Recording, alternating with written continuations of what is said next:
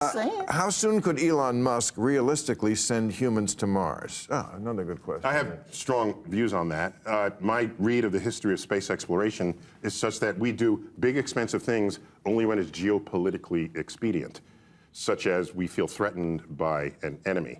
And so for him to just say, let's go to Mars because it's the next thing to do, what does that venture capitalist meeting look like? So, Elon, what do you want to do? I want to go to Mars. How much will it cost? $1 trillion. Is it safe? No, people will probably die. What's the return on the investment? Nothing. That's a 5-minute meeting, and it doesn't happen. Say, well, what is the business model for Mars? And sometimes they think, well, can you mine Mars and bring things back? And that is not a realistic business model for Mars, because it's always going to be far cheaper to mine things on Earth than Mars.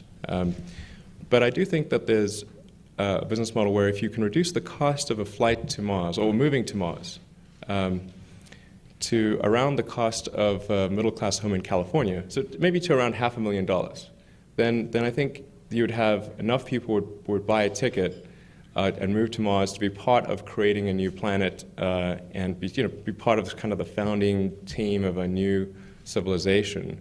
There's 7 billion people on Earth now. There'll be probably 8 billion by the midpoint of the century.